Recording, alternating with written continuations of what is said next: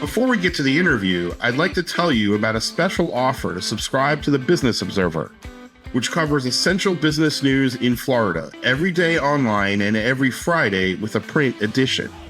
Unlock every Business Observer article on our website and app for only $1 a week. Sign up today and stay up to date with all the business news you need to be better at business.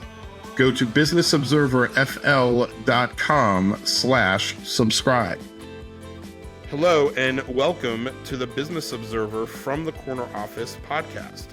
I'm Mark Gordon, managing editor of the Business Observer. Today's guest is Erin Cigich, CEO of Perform CB. Erin, thanks for being here.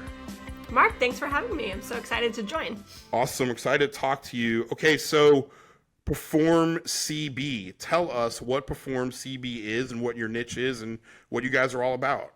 Awesome. So Perform CB is a company that was founded in Sarasota in 2002. And what we do is outcome-based marketing, which means that when we work with a marketer, they only pay us if they get a customer. It could be that someone downloads an app. It could be that someone fills out a form and says they want to refinance their home. It could be someone calls into a call center and wants to learn more about home services. But whatever that ultimate customer action is, that's the only thing that our end client pays for. Excellent. So 22 years. I mean, that's like triple lifetime spans for a lot of companies, right? When you're talking about the tech space, because tech companies, as you know, can come and go. And so what have been some of the tipping points that sort of got Perform CB to where it is today? What stands out in your mind that was allowed the company to thrive this long? Yeah, as I think back, there's definitely been some major milestones for us. The first is building our own proprietary platform. So today it has AI built all into it. You know, we use predictive AI, we use LLMs, etc. But back in 2015, when we were building it, we certainly didn't have AI put everywhere. We were on a third-party platform, so our tech development and our roadmap was completely tied to somebody else's vision. And all of our competitors were also on the same third-party product to deliver their service to their clients. And so we knew to really be industry disruptors and differentiators, we had to invest in building our own software. And that was a really big undertaking. And honestly, a wild time to migrate onto a platform that you crossed your fingers and hoped it worked. So we hired a team and built it from scratch. It holds patents, but the migration alone was scary times. We call it the dark times sometimes when we refer to it, but looking back, you got to run a business while you're doing that. It's not like you just close the business and say, we're not taking new customers and we're not going to service current customers, right? You're doing both. Oh yeah, you're doing both. And for some period of time, you're telling customers, we'll look on 2 different logins, look in 2 different platforms. Right. Yeah. Mm-hmm. It was messy, but worth it looking back for sure. Yeah. Mm-hmm. So you were able to do that. And then I don't know if it'd been necessarily a tipping point, but you guys during COVID also, like so many other companies, that word pivot, so overused, but true, you had to really change a lot about your internal operations and model. What was that like, and how did you get through that? Yeah, so during COVID, we transitioned to being remote first, and we've never gone back since. So at that time, kind of that March timeframe, we had 3 offices. We had one in Florida, we had one in Denver, and we had one in Europe. And anybody who was remote had worked for our company for like 5 years and had gotten a special exception. And we were like, we don't know if this is going to work out. Yeah. We were very, very office centric. Yeah. And then like the rest of the world, that kind of week in March when the world shut down, thankfully we had prepped a bunch of monitors so that people could grab them in the event that we needed to shut the office down, because we had an exposure pretty early and we did have to shut the office down. We thought we'd be back in 2 weeks and never went back. Mm-hmm. So you really had people coming in, grabbing them on like, hey, you don't know when you're coming back, so you better bring this home with you. Yeah, I mean, actually prepping for the major hurricane Irma that had happened a couple years before, we dusted off that emergency plan when we had started hearing about COVID and said, what can we learn from this? And the ability to really have people work remote and have the equipment that they needed to work remote was key.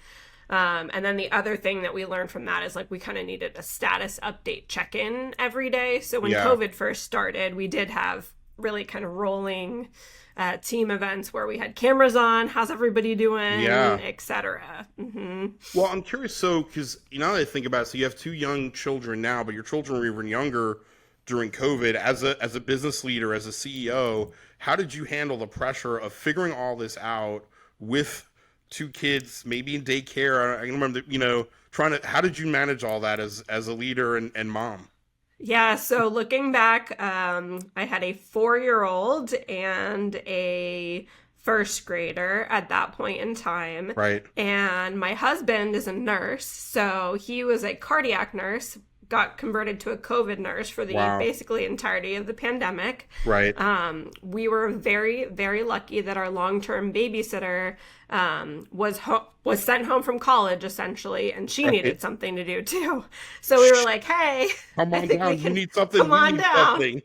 Win-win." Yes. So she had moved back home with her parents, and she essentially came to our house 40 hours a week and helped to manage the kids' virtual school and the 4-year-old who cannot do virtual school. That's not a thing. Right. And I was able to continue to work, thankfully. Yeah. Because we sold Perform CB to private equity during that time frame too. Our second time around during COVID. So it was a busy time at work for me and my husband. So we were very lucky to have childcare. I know a lot of people were not fortunate in that way. Really challenging. Hearing about the first grader, I heard this story. My son was in 6th grade at the beginning of COVID, so a little bit different, but similar challenges. But I remember hearing about a show and tell with a 2nd grade class somewhere in Illinois, and they did show and tell about smelling things, because it was like sensory, but you were on a screen. And he brought a bottle of like rum from his mom's cupboard. It's like my favorite COVID story, and he tried to explain the smell of rum, and then the mom figured it out. And it was, I don't know why I love that COVID story, but it's a COVID Zoom education story. So hopefully your first grader didn't have that happen in his class. No, first grader was okay, but my 4-year-old, so Capital One Shopping is one of our clients, and I was on a client call, and, we're going through the strategy session. Here's what we've laid out for you. We're pitching, and my 4-year-old walks up and says, in full, hearing of the thing, "Mom, this is the most boring meeting ever. When is this going to be over so that we can go swimming?"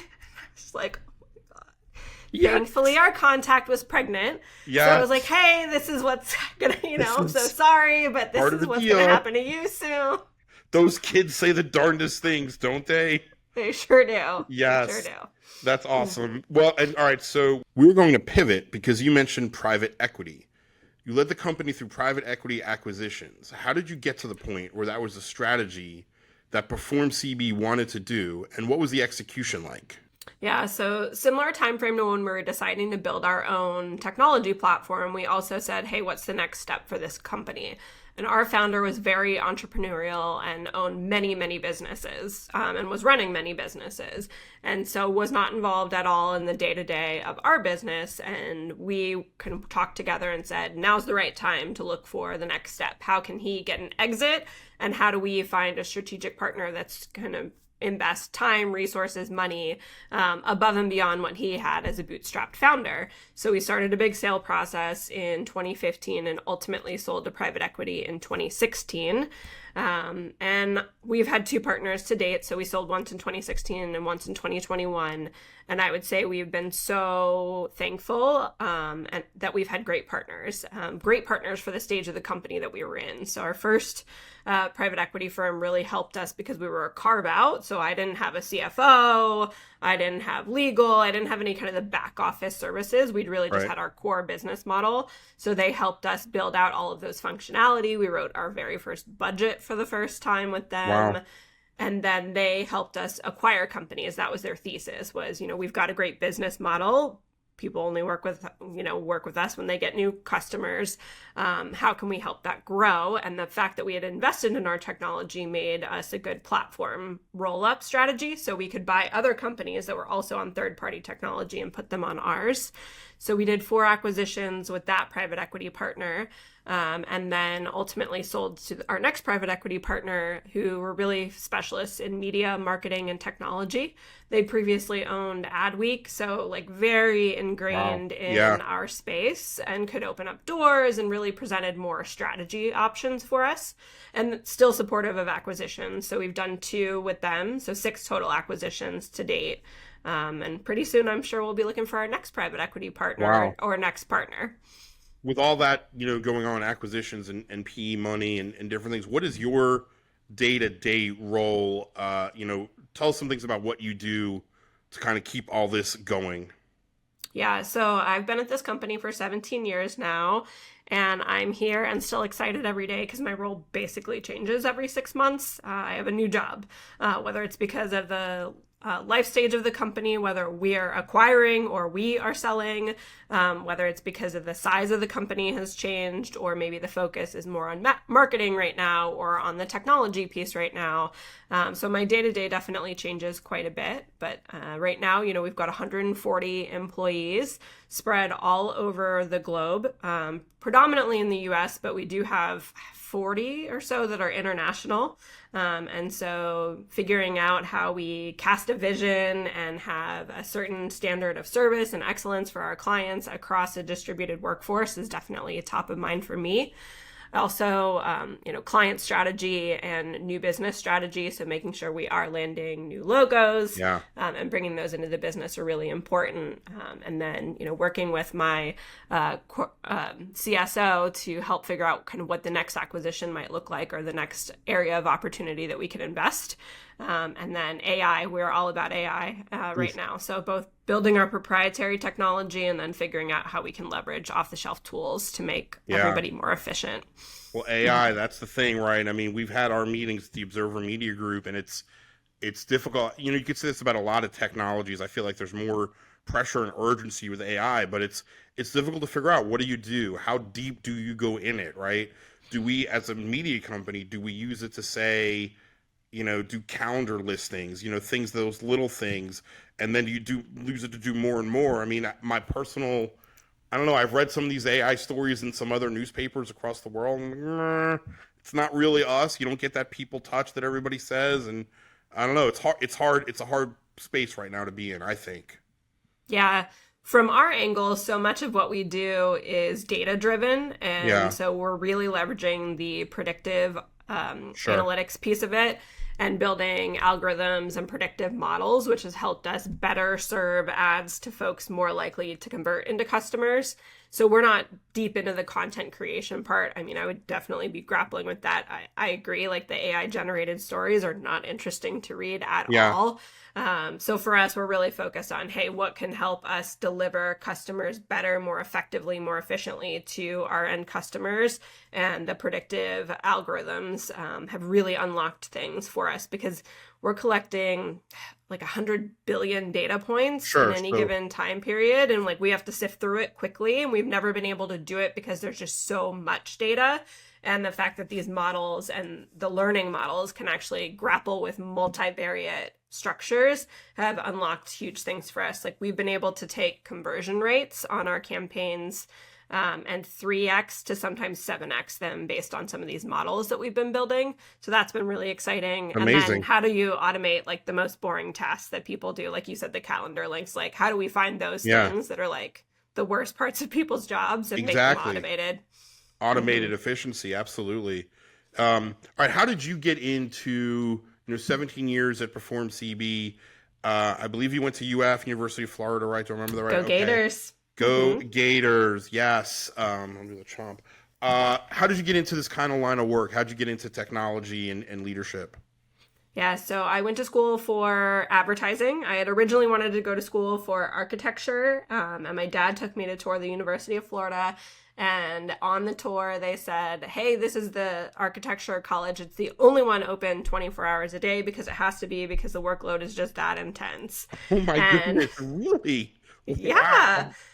And I was in IB in Pasco County. So it was like the inaugural IB class in Pasco County. And I was like, I've done a lot of work. Like, I could maybe use a little bit of breathing room here. And my dad's like, you should check out advertising. So I did, and I, got a degree in advertising from UF, and was the president of the ad society there, and then started looking for a job post-graduation and ended up finding what was then called ClickBooth, and what some folks around town might still know of us as ClickBooth, but please, we're Perform CB now, remember that. Yes. We rebranded because of all of the acquisitions. Yeah. And I interviewed here in my senior year of college, and ultimately took the job. My husband's from Englewood, Florida, so that's what had me looking in Sarasota. Got it. That's awesome. You've been there all this time. And so what? All right. Even in college, you said you were president of a ad group there.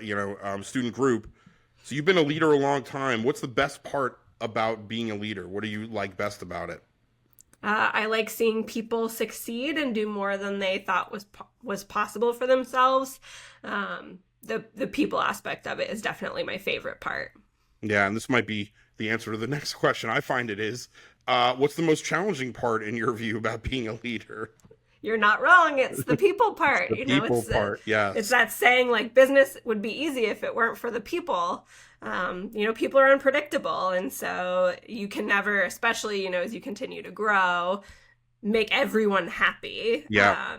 And you have to understand that, like, everyone is sort of at different life stages, or they have different goals with their work life. And there is not a one size fits all answer to making clients happy or to making your team happy. And so that certainly can create challenges. So true.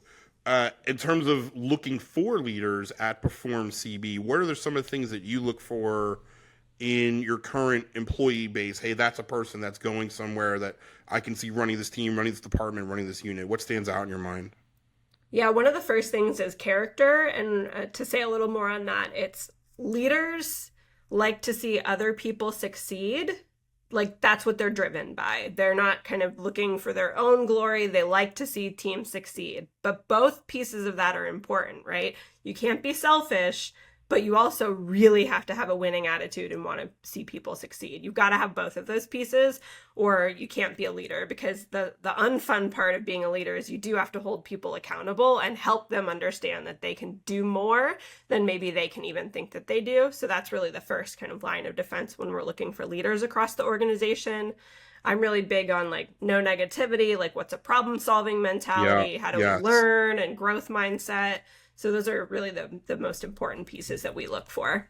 This happened to me today as we're recording this in mid-July, but was talking to somebody on my team today, and I was more cheerleader than anything else. Do you find that part sometimes challenging when you're doing almost more cheerleading than the other? Like, you got this, you can do this. Do you find, because I'm the same way as you, I had positive. Do you find that difficult sometimes? It can definitely be challenging. I don't think that he would be upset with me sharing that our CTO can be a little bit more pessimistic. He's very logical, as you might imagine that a CTO could be. And so he builds just phenomenal things. But as soon as he's done building it, he's like on to the next challenge and wants to build it. He doesn't want to celebrate it. He doesn't want to spend talking to the team about how awesome it is, telling clients. And we're like, well, we've got to tell people how great it is so that they know. But, like, that is as far from, no, it could be better. I've already got 72 other ideas for how to continue to make it better. Like, let me go build those things. So that can be a challenging piece, because I want him to go build the things, but I also have to have him tell people how awesome the first things are. Mm-hmm. Yeah, and you have to, right, as you said, you have to balance that, right? Because you don't ever want to take away from what they're good at by pointing out you could be better at this, right? So I think about that a lot. What about advice as a leader? What advice have you gotten as a leader of your career that stands out in your mind that you would pass on to others? Yeah, I was thinking about this, and, like, one of the big things that sticks out for me is Mother Teresa's poem. And it's kind of long, so I won't share it all, but a couple of lines that resonate are, it's Love Them Anyway is the name of the poem, but it's, people are often unreasonable, illogical, and self-centered. Forgive them anyway. What you spend years building, someone could destroy overnight. Build anyway. The good you do today, people will often forget tomorrow. Do good anyway. Give the world the best you have, and it may never be enough. Give the world the best you've got anyway. And there's a longer, portion to the poem, but it's sort of, you've got to have a North Star. You can't really be affected by the noise, and you really have to do what you're doing for, your own self-satisfaction, because if somebody else is the measurement of your success, and your worth and your well-being, then that can get quite messy. So, you've got to have a North Star, and what you're going to do it anyway. That's really profound. I think that first line, I love, they all were good, but the don't take it personal, do it anyway. I butchered it, but that's what I heard from that first line, because you're going to face that a lot, right? You're going to face those doubters. I do in my work with, stories we're going to write. I'm sure you do with, are we going to reach this client? Are we going to do this thing? That's so important to just do it, build it, get it done. Yeah. How long have you, when did you learn that, see that, get that? I mean, is that something that's been in your life for a while? Yeah, I would say like probably 2012 timeframe is when I can remember it, because we were going through some really challenging parts in the business. And as you go through different growth phases, if you go from 30 people to 50 people to 100 people, the noise just really starts to accelerate. And as you run into market challenges as well, like, as a leader, hopefully you're getting the hardest, most challenging fires every single day, because if you're getting the easy problems, then your team's not doing their job, or you don't have the right team. Right. And so you really have to figure out, how do I center myself and just know, like, I'm walking into fires every single day. Yes. Like, how do I keep centered on this and not feel down about it? Yeah. Yeah. Yeah. That's certainly a good point. On the flip side, sort of that, failures or mistakes or big setbacks, what in your career was a big setback or drop down that you learned the most from in retrospect? Yeah, so we talked about how with our first PE partner, their thesis was around acquisitions, and so we had found a really great acquisition, and we felt like the culture fit was there and the financial model was great. And we did buy the company, and we bought it for great economics for both sides, truly like a win-win situation, and went in and flew to Denver where the team was based, and did the announcement of like, hey, we bought you. So they're transitioning from founder-owned, kind of family-owned business to our team. Founder was retiring and exiting, and so they've been sold. They've got new leadership, like what's going on? And so my CFO and I prepped a conversation, a big deck and the big point of it was like, hey, we're buying you all because we like you and nothing's going to change. That is the worst thing you could ever say in business, okay? It's always going to change. Right. And so a week later, 2 weeks later, 2 months later, as we're like buying them a Sonos machine, upgrading their coffee machine, getting better cereal in the office, people are going, you said nothing was going to change. Oh, wow. This is terrible. Like, how can we even trust you? And I was like, I thought these were upgrades. Like, this didn't feel like a change to me, Yeah. And so we hadn't even started to change anything with the business. It was just like, felt like we were rolling out perks, like more perks. Right. And broke the trust like almost immediately. And so now I know, and I had shared this story with Jamie DiDomenico was sitting right next to me, and I said this, and he just like audibly laughed out loud and cackled when he heard that I'd said this, because business changes all the time. Yes. Like, so even if they hadn't been acquired, things were going to change. Right. That's the nature of business and the nature of life. So now going into acquisitions, we say, hey, we bought you because we love X, Y, and Z about you guys, but things are going to change. They would have changed if we hadn't bought you. They are going to change as we work together to figure out how do we, continue to stay market leaders? How do we continue to be cutting edge? Things will change. They are going to change, but like, let's keep an open dialogue, and we want you to, feel comfortable that you can keep an open dialogue with us.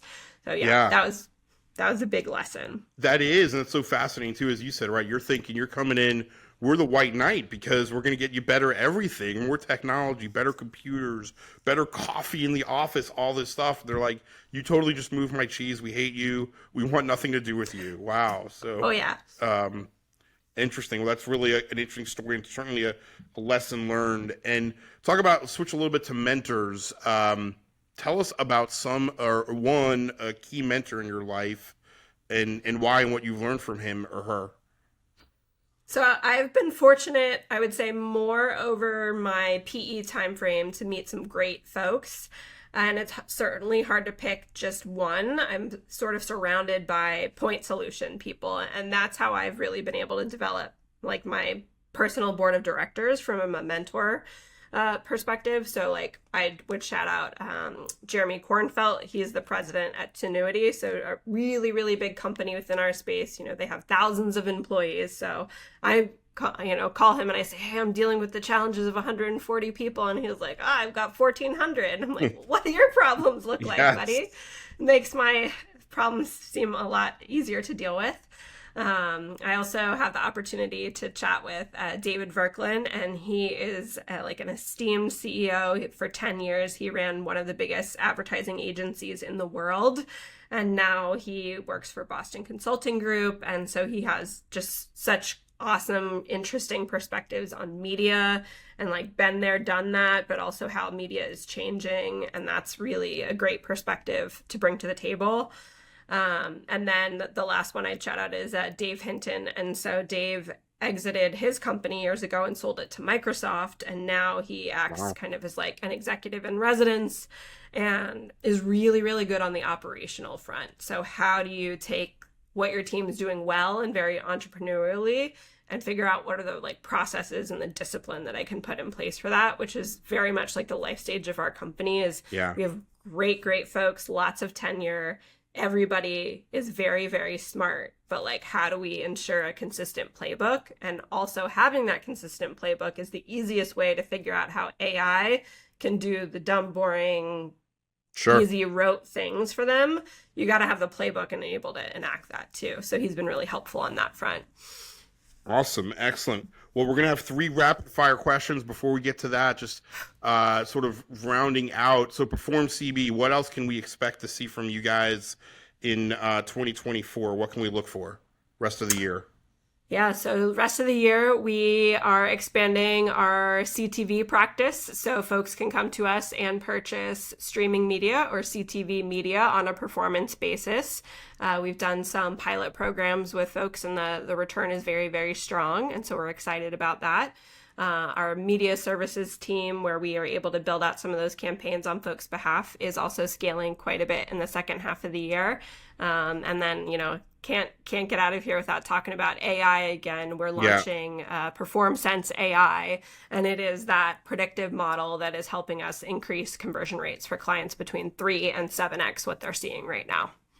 All right, a lot of things happening in Perform CB. Okay, rapid fire questions. Now, this is the middle of summer. I don't know if this is going to sway your answer, but vacation, would you rather go to the beach or the mountains? Beach, even as it's sweltering. You're a beach person. Sweltering hot doesn't I'm a matter. Florida native. I don't want to leave the state. And when we go on vacation, we go south, either south in Florida or to the Caribbean. Love we it. Like the heat. Awesome. All right, second question. 2 people you'd love to have dinner with, dead or alive? Gretchen Rubin. She's a famous author all about happiness. And Ruth Bader Ginsburg. Oh, excellent. That's a great conversation. I love it. Third and final rapid fire question. What is 1 or 2 some pieces of advice that you would give to somebody to improve their life, to be better every day?